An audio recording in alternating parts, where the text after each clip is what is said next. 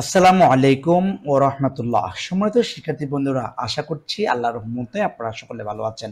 আজকে আমরা right from ভার্বসের ধারাবাহিক ক্লাস বা 7 নাম্বার নিয়ে আলোচনা করব। 7 নম্বর ক্লাস আজকে আমরা আলোচনা করব আমাদের রাইট ফ্রম ভার্বের 12 নম্বর নিয়মটি নিয়ে। ক্লাসটি যদি ভালো করে বুঝতে চান অবশ্যই শেষ অবধি পর্যন্ত না টেনে দেখবেন বলে আশা ব্যক্ত করছি। চলুন তাহলে আমরা কথা না বাড়িয়ে আজকের নিয়মটি নিয়ে আমরা আলোচনা করি। আমরা এখানে মাঝখানে দেখতে পাচ্ছি আমি দুইটা চেঞ্জ দিয়ে আছে, ঠিক আছে? একটু ভালো করে খেয়াল করবেন।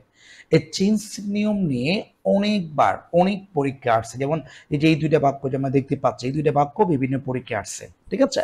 আপনি যদি প্লাস্টিক ভালো করে খেয়াল করেন, আমার মনে হয় এই রাইট ফ্রম ভার্ব নিয়ে আপনার আর কোনো দ্বিতীয় কোথাও ঝামেলা হবে বলে আমার মনে হয় না।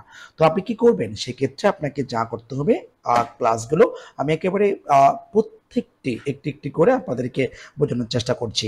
তো এখন কথা হচ্ছে আপনাদের ক্লাসগুলো ধারাবাহিক করতে হবে এবং একটার পর একটা যে ক্লাসগুলো করে যাচ্ছে এই ক্লাসগুলো আপনি ধারাবাহিক করলে আপনি আমার মনে হয় যে এগুলো নিয়ে আর কোনো মাথা ব্যথা করতে হচ্ছে না আপনাকে। আচ্ছা, তখন আমরা দেখে নিব যে এখানে একটা চেঞ্জ দেখতে পাবো, ঠিক আছে? বাক্যের ক্ষেত্রে যে রাইট ফ্রম ভার্বে হয়তো আগে বা পরে শূন্যস্থান থাকতে পারে, হয়তোবা এইখানেও থাকতে পারে শূন্যস্থান, আর নতবা এই পাশে থাকতে পারে শূন্যস্থান।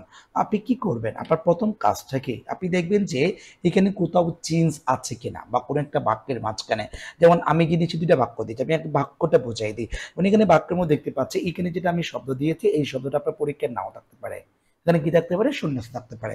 বা এই পাশে পরিপূর্ণ থাকতে পারে, যেমন এই পাশে পরিপূর্ণ আছে, যেমন এই পাশে যে বাক্যটা দেখতে পাচ্ছি আমরা, হ্যাঁ, এই বাক্যটা এখানে পরিপূর্ণ বাক্যটা আছে, কিন্তু এই পাশে পরিপূর্ণ বাক্য থাকবে না। আপনাকে দেখতে হবে মাঝখানে একটা শব্দ আছে চেঞ্জ। এই চেঞ্জের পরের বাক্যটা কোন টেন্সে পড়লো সেটা আগে দেখবেন। এটা যদি না দেখেন তাহলে আপনার বাক্যটা ভুল হওয়ার সম্ভাবনা 100% থেকে 200% থাকে। তো সেক্ষেত্রে আপনি প্রথমত দেখবেন যে আপনার বাক্যের মধ্যে চেঞ্জ আছে কিনা দেখবেন। চেঞ্জ থাকলে পরবর্তী গ্যাপ আছে নাকি আগে গ্যাপ আছে দেখবেন। আর আগে যদি গ্যাপ থাকে পরবর্তীটা কোন টেন্সে গেল আপনাকে দেখতে হবে। যেমন এখানে আমরা দেখতে পাচ্ছি যে সাবজেক্টের পর এখানে কি আছে? ডাইট আছে। তো আমরা জানি কি সাবজেক্টের পর যদি ভার্বের 2 নাম্বার হয়, অর্থাৎ ভার্বের পাস্ট ফর্ম হয়, সেটা কিন্তু ফার্স্ট ইনভিটেন্সে চলে যায়, ঠিক আছে?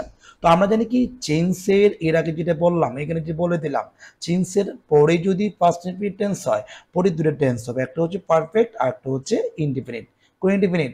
বা প্রেজেন্ট ইনডিফিনিট অথবা প্রেজেন্ট পারফেক্ট টেন্স হবে। তো সেই ক্ষেত্রে আমার এই পদে যখন ফার্স্ট ইনভিটেন্সে চলে গেল, তাহলে এটা কোন টেন্সে নেব?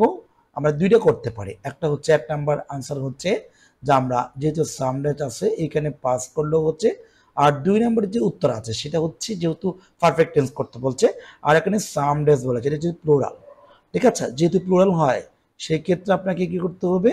হ্যাভ পাস্ট, ঠিক আছে? হ্যাভ পাস্ট করতে হবে। অর্থাৎ আপনি চাইলে এইটাও আনসার করতে পারবেন, চাইলে এটাও আপনি আনসার করতে পারবেন।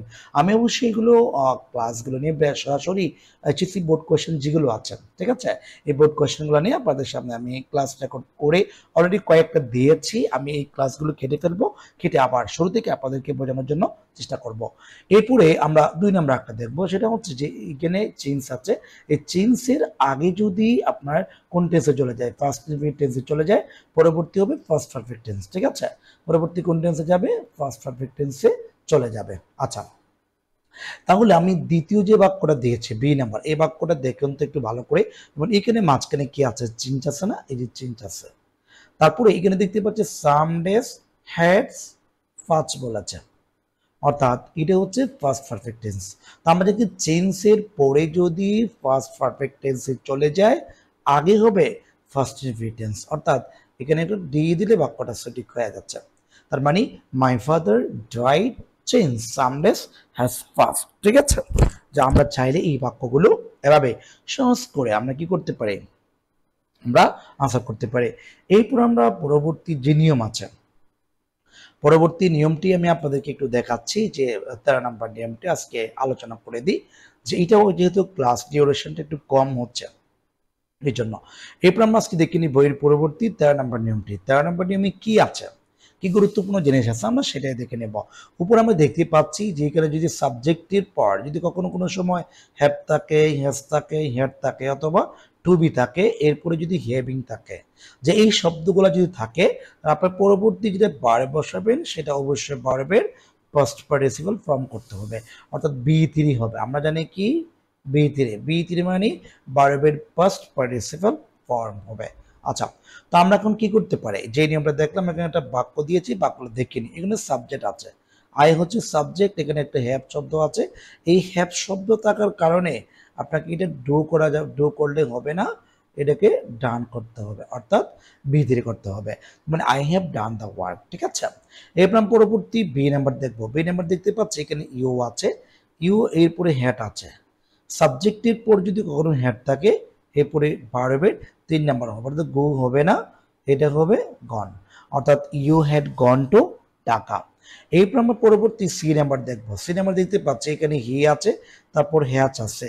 তো এখন এই সব সাবজেক্টের পরে হ্যাচ থাকার কারণে এটা কিন্তু বিহিতির হবে। তো আমি যদি আনসার করতে যাই এটা কেমন হয়, আনসারটা প্লেইড হয়। ঠিক আছে, তার মানে he has played football in the field. চাইলে আমরা এই বাক্যগুলোকে এভাবে সহজ করে আমরা আনসার করতে পারি। তো আজকের মতো ক্লাসটা এখানে সমাপ্ত করব। আপনার যদি ক্লাসগুলো ভালো লেগে থাকে অবশ্যই অন্যের মাঝে শেয়ার করবেন বলে আশা ব্যক্ত করছি। তো আজকে ক্লাস এখানে শেষ করছি। আসসালামু আলাইকুম ওয়া রাহমাতুল্লাহ।